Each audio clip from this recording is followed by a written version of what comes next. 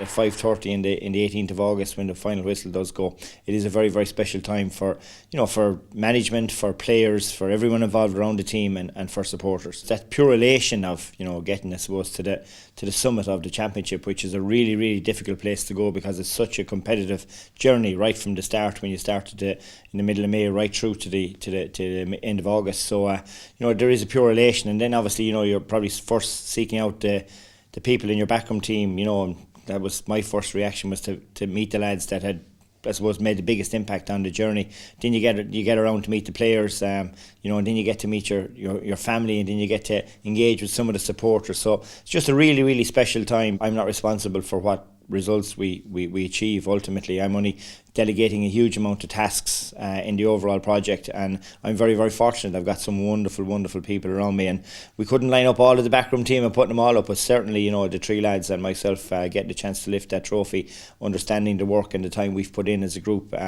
It's a special picture, and I suppose it's one that I have since 2010. It's now one that I'll have again in 2019. So yeah, they're special moments, and memories are everything really in this sport. When you're starting out on the journey at the start of 2010 or the start of 2019, you're looking to climb the steps of the Hogan stand. That's ultimately where you want the journey to finish. And some people will say, you stop 5 in a row in 2010, does that make it extra special? But I think from where this team came from in 2018, when results didn't go their way, and obviously with the setback in Munster, and to see the way they reinvented themselves and got themselves back at the top, so I would have them in an equal footing. I feel very, very privileged to have managed two teams in my own county to win the All-Ireland title. I've certainly placed a huge emphasis on Munster and the Munster Championship. I suppose I was fortunate enough as a manager to be there in 2008 and 2009 when we lifted the Munster Championship, and I suppose it really was massive in the development of our overall team. So losing was fine is a hugely deflating day, but I suppose when you're playing, we ended up playing 8 matches.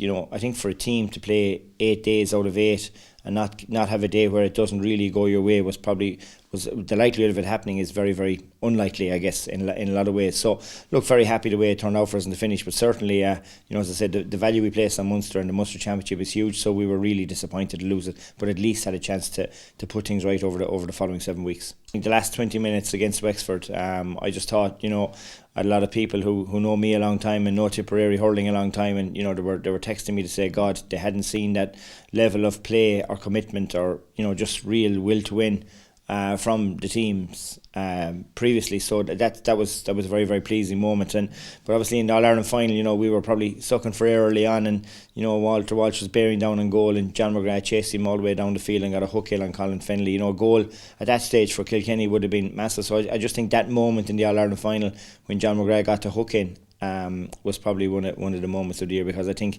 we sort of kicked on from there, whereas if they had to get the first goal, it could have had a massive bearing on the game. The lads have enjoyed the last few weeks, and rightly so. It's, as I said, it's hard to get to the summit. I wouldn't deprive anyone of their turkey and ham or their trifle on Christmas Day. I think that's a day where they get a chance maybe to sit down and look back on some of the great memories they have over the course of 2019, and then you can move on. And I think after the team holiday, we'll be ready to move on, and our focus will shift to 2020. We feel that we can play better, and I suppose we know we will need to be better. I mean, when you look at a competition that exists in Munster, it's fantastic. We're all down, all craving to get into those top 3 positions, and whoever gets to the top 3 positions at the end of June will certainly have earned it, because I think we'll get a rip-roaring Munster Championship. It'll be really, really competitive once again. I'd be really confident with this group that they are ambitious. They want to see themselves playing to their potential. We're very fortunate in Tipperary at the moment.